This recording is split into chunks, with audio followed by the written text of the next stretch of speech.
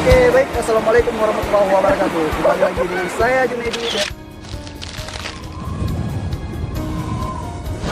dan teman-teman dari Cakra. Kita berada di wilayah Pasimanta di Simpang 3. Ini merupakan destinasi tempat wisata yang termasuk lagi dipromo oleh masyarakat Pidi dan pemerintahan Pidi untuk menjadi sebuah tempat wisata yang religius ataupun tempat wisata yang terbaik di Kabupaten Pidi.